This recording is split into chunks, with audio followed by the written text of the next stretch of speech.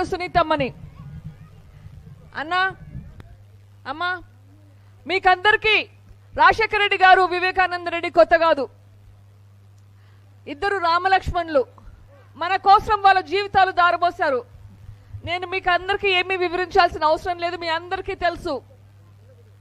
మన ప్రాణాలు, మన జీవితాలు బాగుపడేదానికి ఎంత కష్టపడ్డారో మీకు అందరికీ తెలుసు. ఒకటి ముఖ్యంగా చెప్పాల్సింది, మన వేముల మీద కొండ పక్కన కొండలో కాలేజు, మన వేముల కొండలో కాలేజ్ అక్కడ కట్టించేటప్పుడు మీకు తెలుసు, వివేకానంద రెడ్డి గారు తన సొంత డబ్బులు, సొంత ఖర్చు పెట్టుకొని ఆ కొండ పగలగొట్టి బిల్డింగులు కట్టించారు, అక్కడ గుడి కట్టించారు. ఇది మీకు అందరికీ తెలుసు. వివేకానంద రెడ్డి గారు చనిపోతే ఆ తర్వాత ఆ డబ్బు, ఇంకా మిగిలిండే ఖర్చులన్నీ నేనే చూసుకున్నాను. తన సొంత డబ్బులు పెట్టి మన కోసం అని కష్టపడిన మనిషి ఎవరు చేస్తారన్న అట్లా? మనకు లింగాల కెనాల్లో నుంచి నీళ్లు తెప్పించడం కానీ, డ్రిప్ ఇరిగేషన్లు కానీ, మనకు ఇళ్ళకు భూములు పట్టాలు తెప్పించడం కానీ ఎన్నెన్ని చేసినారు. ఇది అన్నీ నేను మీకు కొత్తగా చెప్పాల్సిన అవసరం లేదు, మీకు అందరికీ తెలుసు. 5 సంవత్సరాలు అయిందన్న, 5 సంవత్సరాలు అయిందక్క వివేకానంద రెడ్డి గారిని అతి దారుణంగా, కిరాతకంగా చంపినారు. అన్న, ఇది మీ ఇంట్లో జరిగింటే మీరు సహిస్తారా అన్న? మీరు సహిస్తారా అన్న? అక్క, మీరు సహిస్తారా? వివేకానంద రెడ్డి మన మనిషి, మన ఇంటిలో మనిషిలాగా ఉన్నారు. మరి ఎందుకు సహిస్తున్నామన్నా? ఎందుకు ప్రశ్నించట్లేదు? ఎందుకు ప్రశ్నించట్లేదు? ఎందుకు ఇట్లా జరిగిందని ప్రశ్నించే బాధ్యత మనది కదా. మన ఇంట్లో మనిషికి ఇట్లా ఇంత అన్యాయం జరిగితే ప్రశ్నించే బాధ్యత కదా. ప్రశ్నించేదానికి, అసలు ఆలోచించేదానికి ఏమన్నా మనం మనసులో ఉన్న మాట చెప్పడానికి భయపడుతున్నాం ఎందుకన్నా? ఇటు ఇంత దారుణమైన పరిస్థితి మనకు ఉండాల్సిన అవసరం ఉందా అన్నా? ఒక పక్కన మనకు వివేకానంద రెడ్డి గారిని దారుణంగా, కిరాతకంగా, గొడ్డలిపోటుతో నరహంతకులుగా చంపిన నిందితులు ఉన్నారు, అవినాష్ రెడ్డి గారు. ఇంకొక పక్కన రాజశేఖర రెడ్డి గారి బిడ్డ షర్మిలమ్మ ఉంది. మీరు ఆలోచించండి, మీరు ఎటువైపు? నిందితుల వైపా, న్యాయం వైపా? కొంచెం ఆలోచించండి. మీరు నిందితుల వైపు ఉంటే ఏమైతుందో ఆలోచించండి. ఇప్పుడున్న పరిస్థితిలో మీరు గమనిస్తే అవినాష్ రెడ్డి గారికి వాళ్ళ సొంత పార్టీ వాళ్ళే క్యాన్వాస్ చేయడం లేదు, క్యాంపెయిన్ చేయడం లేదు, భయపడుతున్నారు. ఎక్కడ ఆయన పేరు చెప్తే మళ్ళీ మీరు ప్రశ్నిస్తారేమో అని భయపడుతున్నారు. మీరు ప్రశ్నించాలన్నా, మీరు ప్రశ్నించాలక్క, ఎందుకు ఇట్లా జరిగిందని ప్రశ్నించాలి.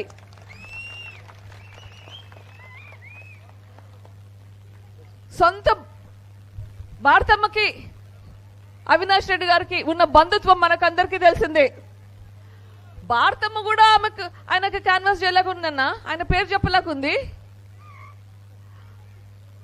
సొంత వాళ్ళే ఆయనకి ఓట్లు అడగడానికి భయపడుతున్నారు. ఎందుకంటే మనం ప్రశ్నిస్తామని భయము. అందుకే చెప్తున్నాను, మనం ప్రశ్నించాలి. మనం ప్రశ్నించే సమయం వచ్చింది. మనం ఓట్లేసే ముందు ఎవరికి వేస్తున్నామో అర్థం చేసుకొని ఓట్లేయాలి.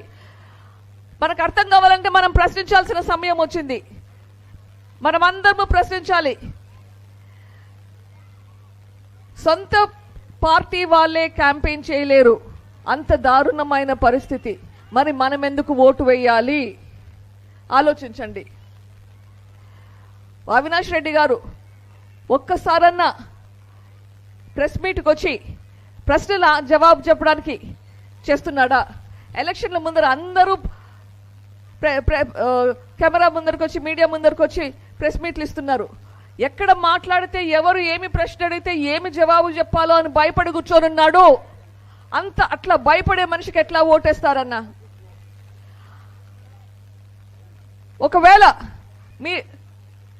ఒకవేళ మళ్ళీ మీరు ఓటు వేసి గెలిపించుకుంటే, మీరు ఈరోజైతే గన వివేకానంద రెడ్డి గారు మీకు ప్రొద్దున 5:30 నుంచి, ప్రొద్దున ఎప్పుడైనా లేచినప్పటి నుంచి రాత్రి పడుకునేదాకా ఎప్పుడు మీతోనే ఉన్నాడు. ఎప్పుడు పోయినా, ఎవరు పిలిచినా పలుకుతాడు. రాత్రులు పోయినా కానీ పలికే మనిషి.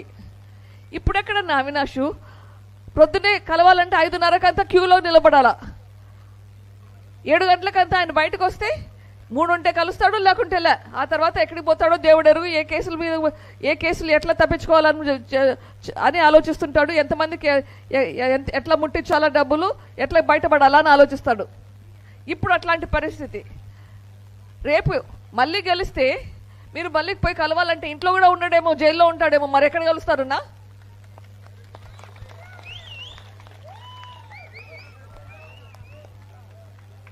వివేకానంద రెడ్డిది దారుణంగా హత్య జరగబడింది.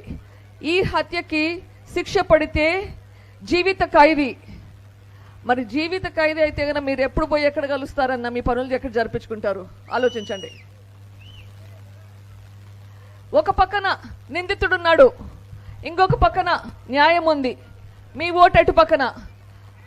రాజశేఖర రెడ్డి గారి తమ్ముడు వివేకానంద రెడ్డిని హత్య చేసిన నిందితుడు వైపా, లేదా రాజశేఖర రెడ్డి గారి కూతురు షర్మిలమ్మ వైపా? షర్మిలమ్మ మీతో పాటు ఉండి మీ కష్ట సుఖాలతో ఉంటాను అని హామీ ఇస్తున్నారు. మరి మీరు ఎటువైపు? హస్తం గుర్తుకు ఓటేసి రాజశేఖర రెడ్డి గారికి, వివేకానంద రెడ్డి గారికి న్యాయం జరిపించండి అన్న. హస్తం గుర్తుకు ఓటేసి న్యాయాన్ని గెలిపించండి. షర్మిలమ్మను భారీ మెజారిటీతో గెలిపించి రాజశేఖర రెడ్డి గారికి, వివేకానంద రెడ్డి గారికి ఆత్మకు శాంతిని కలిగించండి అన్న. జై హింద్.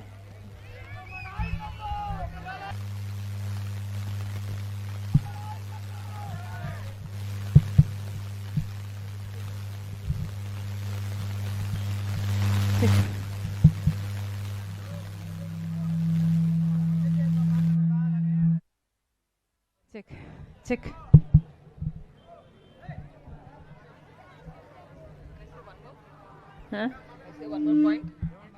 అన్న ఇంకో విషయము, న్యాయం వైపు ఓటు వేయాలంటే షర్మిలమ్మ గారికి ఓటు వేయాలి, హస్తం గుర్తుకు ఓటు వేయాలి. అది కాక వేరే ఏ గుర్తుకు ఓటేసినా ఆ ఓటు నిందితులకు సహకరిస్తుంది. మీరు హస్తం గుర్తుకు తప్ప ఏ ఓటు వేసినా కానీ, అది ఏ పార్టీకైనా ఏ ఓటుకైనా కానీ అది వేస్ట్ అని అవుతుంది, నిందితులకు సహకరిస్తుంది. సో దయచేసి గుర్తుంచుకోండి, మీరు న్యాయం వైపు ఉండాలంటే హస్తం గుర్తుకు షర్మిలమ్మకు మాత్రమే ఓటు వేయాలి. హస్తం గుర్తుకు ఓటేసి న్యాయాన్ని గెలిపించండి అన్న. షర్మిలమ్మను దీవించి ఆశీర్వదించి భారీ మెజారిటీతో గెలిపించండి అన్న. ఉంటానన్నా. చెక్. ఇంత సమయమైనా మాకు ఆలస్యమైన మీరు వేచి ఉండి మీ పనులు మానేసుకొని మా కోసం వేచి ఉన్నారు. ప్రతి అన్నకు, ప్రతి తమ్ముడికి, ప్రతి అయ్యకు, ప్రతి అక్కకు, ప్రతి చెల్లికి, ప్రతి అమ్మకు మీ రాజశేఖర రెడ్డి బిడ్డ శిరస్సు వంచి చేతులు జోడించి మనస్ఫూర్తిగా నమస్కరిస్తూ, అన్నా సోమవారం ఎన్నికలు అవునా? ఎంత ఇస్తారట? 2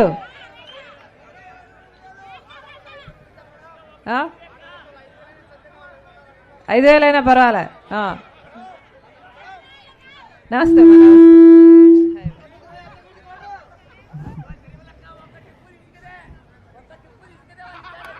ఒక ట్రిప్ ఇసుక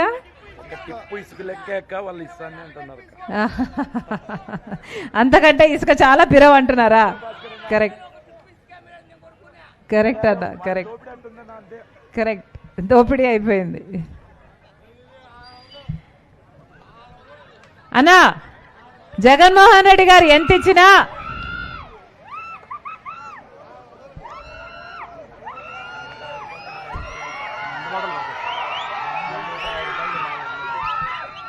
₹150 400 అమ్ముతున్నారంట. అంతేనా? దౌర్జన్యం, అదే లిక్కర్ దౌర్జన్యం, దోపిడీ, ప్రతిరోజు దోపిడీ అవునా? ప్రతిరోజు దోపిడీ. డబ్బులు తీసుకోవడం లేదు, ఫోన్ పే డబ్బులు కూడా లేదు. మళ్ళీ డబ్బులు పెట్టి పోవాలంటే బారుకు పోవాలక్క. ₹150 ఎక్స్ట్రా పెట్టాలి. అది మామూలు 150, బారుకు పోతే డబల్.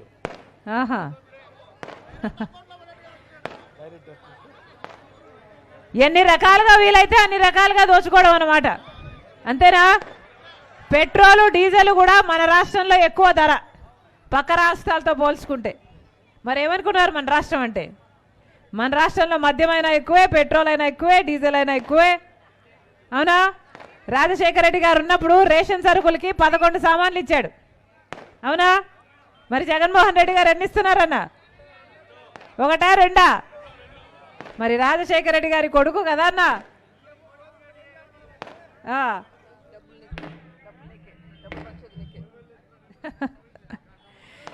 సరే అన్నా, జగన్మోహన్ రెడ్డి గారు ఎంత ఇచ్చినా, 4,000 ఇచ్చినా, 5,000 ఇచ్చినా, ఎంత ఇచ్చినా చెల్లెల పక్షాన్ని ఇస్తున్నాడు అనుకోండి, ఏమన్నా? అంతే కదా. రాయలసీమలో చెల్లెల కోసం ఎంత చేస్తారన్నా? ఆడబిడ్డ అంటే నోరు తెరిచి అడిగింది అంటే ఏదైనా చేస్తారు కదన్నా రాయలసీమ అన్నలు. అవునా?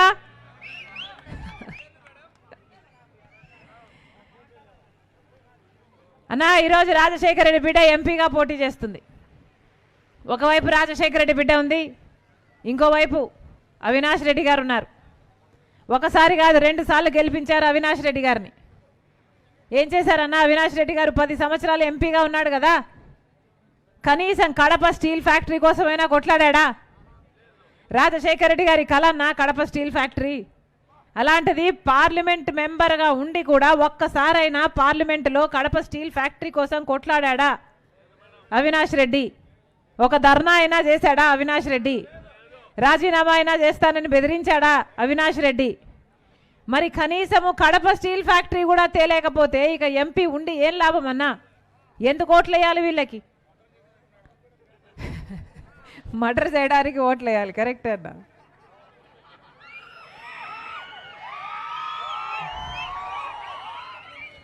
అంతే కదా, అధికారం ఉందనే కదా అంత మదం. మర్డర్ చేసైనా సరే నేను తప్పించుకోగలను అని అహంకారం. అంతే కదన్నా? ముమ్మాటికి అంతే. అదే రుజువైందన్న. జగన్మోహన్ రెడ్డి గారు అధికారంలో ఉన్నారు, ముఖ్యమంత్రిగా ఉన్నారు. ఏం అవసరం అన్నా ఆయనకు? సొంత చిన్నానని హత్య చేపించిన అవినాష్ రెడ్డి గారిని కాపాడడం ఏం అవసరం జగన్మోహన్ రెడ్డి గారికి? ఒకసారి ఆలోచన చేయండి. రాజశేఖర రెడ్డి గారి కొడుకు జగన్మోహన్ రెడ్డి గారు, వివేకానంద రెడ్డి గారికి ఏమో కొడుకులు లేరన్నా, ఒకటే బిడ్డ. న్యాయం కోసం కోర్టుల చుట్టూ, పోలీస్ స్టేషన్ల చుట్టూ తిరుగుతూనే ఉంది 5 సంవత్సరాలుగా. 1 సంవత్సరం కాదు, 2 సంవత్సరాలుగా. చనిపోయిన రోజు నుంచి ఈ రోజు వరకు తిరుగుతూనే ఉంది. తట్టని తలుపు లేదు, ఎక్కని మెట్టు లేదు న్యాయం కోసం. రాజశేఖర రెడ్డి గారి కొడుకు వివేకానంద రెడ్డి గారికి కొడుకు కాడా అన్నా? ఆయనకేమో ఒకటే బిడ్డ ఉంది, కొడుకులు లేకపోతే మరి అన్న కొడుకు రాజశేఖర రెడ్డి గారి కొడుకు వివేకానంద రెడ్డి గారికి కూడా కొడుకే అవుతాడు కదా. తండ్రి తర్వాత తండ్రి వాడు కదా వివేకానంద రెడ్డి గారు. మరి అలాంటప్పుడు జగన్మోహన్ రెడ్డి గారు ఆయన హత్య విషయంలో ఎంతగా చేయాలన్నా న్యాయం కోసం? నిజానికి న్యాయ పోరాటం చేయాల్సింది ఎవరన్నా? ఈమె జగన్మోహన్ రెడ్డా? మరి అలాంటప్పుడు జగన్మోహన్ రెడ్డి గారు న్యాయం ఇవ్వకపోగా హత్య చేయించారు అని సిబిఐ ఆరోపిస్తున్న వాళ్ళనే 5 సంవత్సరాలు కాపాడడం కాకుండా మళ్ళీ వాళ్ళకే టికెట్ ఇచ్చారు జగన్మోహన్ రెడ్డి గారు. ఇది న్యాయం అవునో కాదో ఒకసారి అందరూ ఆలోచన చేయండి. ఈ రోజు వరకు కూడా జగన్మోహన్ రెడ్డి గారు సమాధానం చెప్పలేదు. 7 సార్లు గొడ్డలి పోట్లకు వివేకానంద రెడ్డి గారు బలైతే ఆయన ఎముకలు మెదడు అంతా బయటకు వచ్చి ఇల్లంతా రక్తపాతం అయితే సాక్షి టీవీలో మాత్రం హార్ట్ అటాక్ అని చెప్పారు. మరి అప్పుడు సాక్షి ఛానల్ నడుపుతున్నది భారతిరెడ్డి గారు. మరి అలా ఎందుకు చెప్పారు అని ఈ రోజు వరకు ఎవరు సమాధానం చెప్పలేదు. ఆ రోజు రాజశేఖర రెడ్డి గారి కొడుకు జగన్మోహన్ రెడ్డి గారు ఇలాగే వివేకానంద రెడ్డి గారు చచ్చిపోయారు అని సిబిఐ ఎంక్వైరీ కోరాడు జగన్మోహన్ రెడ్డి గారు. మరి ముఖ్యమంత్రి అయిన తర్వాత సిబిఐ ఎంక్వైరీ ఎందుకు వద్దన్నాడు జగన్మోహన్ రెడ్డి గారు? ఈయనకు దాచిపెట్టుకోవడానికి ఏమీ లేకపోతే, భయపడడానికి ఏమీ లేకపోతే సిబిఐ ఎంక్వైరీ చేసుకుంటే, ఇంకో ఎంక్వైరీ చేసుకుంటే ఏమన్నా? ఈ రోజు వరకు ఎందుకు వద్దన్నారో చెప్పలేదు జగన్మోహన్ రెడ్డి గారు. ఇలాంటి సమాధానం లేని ప్రశ్నలు ఎన్నో ఉన్నాయి. ఎందుకు అని అడుగుతున్నాం. అధికారం ఇచ్చింది ఎందుకు? ప్రజలు మేలు చేయడానికి కదా. ఏం చెప్పాడు జగన్మోహన్ రెడ్డి గారు? 2,500 కోట్ల రూపాయలతో పులివెందుల మైక్రో ఇరిగేషన్ పథకం కింద ప్రతి ఎకరాకు నీళ్ళు ఇస్తానన్నాడు జగన్మోహన్ రెడ్డి గారు ముఖ్యమంత్రి అయ్యాక. ఇచ్చాడా అన్నా? అందుకు కదా అధికారం ఇచ్చింది జగన్మోహన్ రెడ్డి గారికి. ఇచ్చాడా?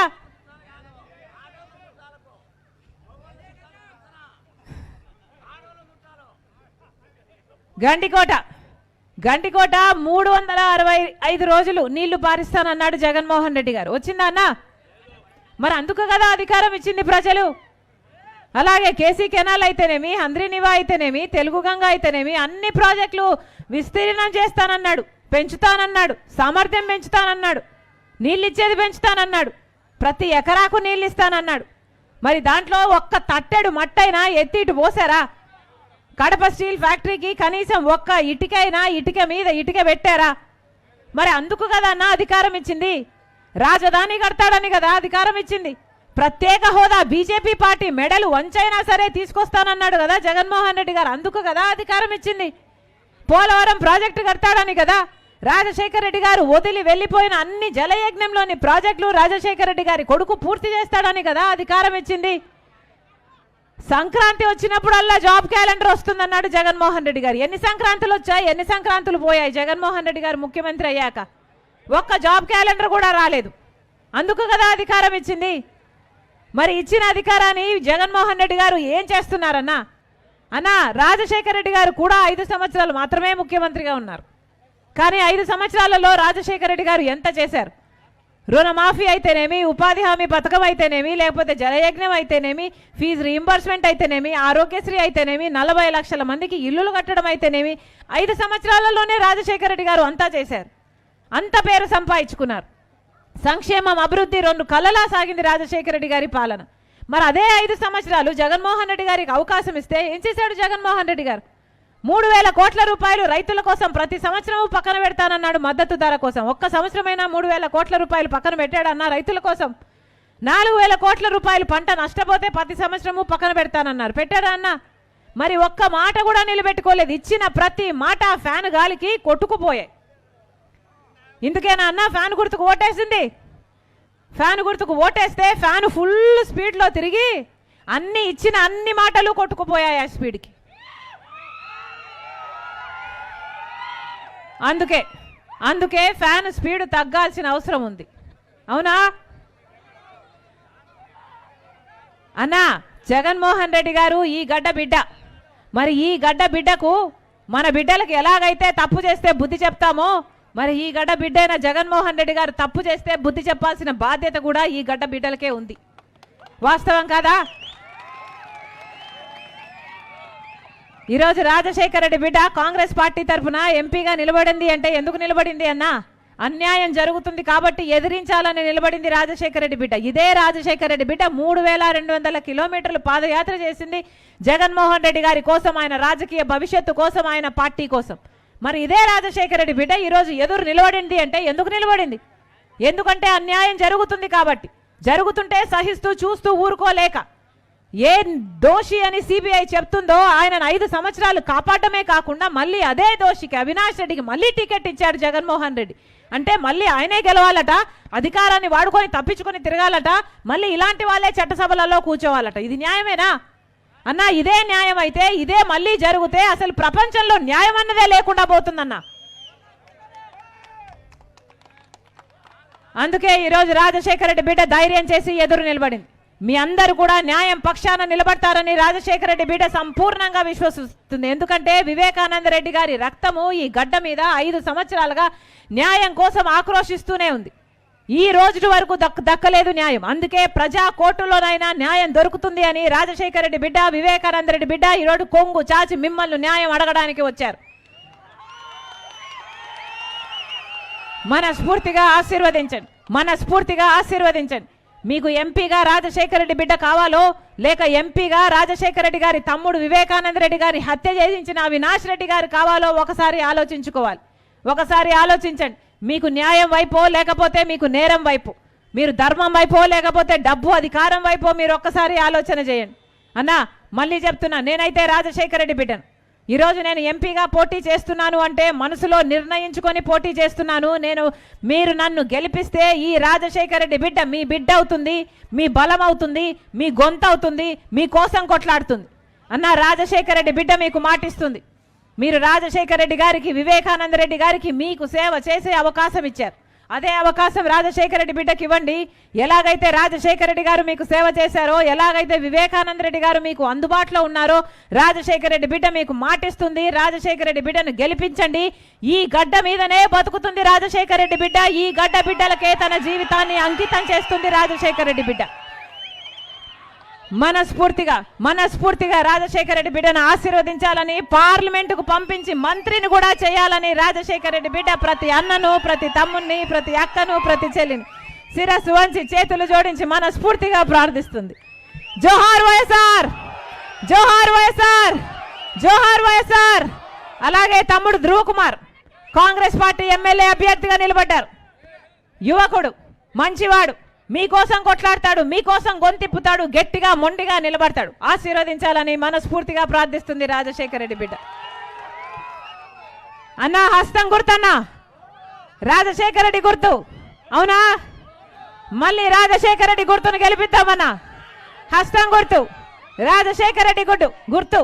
ఆశీర్వదించండి అన్న, మనస్ఫూర్తిగా ఆశీర్వదించండి అన్నా. చెయ్యి గుర్తు, అమ్మా చెయ్యి గుర్తు. చెయ్యి లేకపోతే ఏమీ లేదు, అవునా?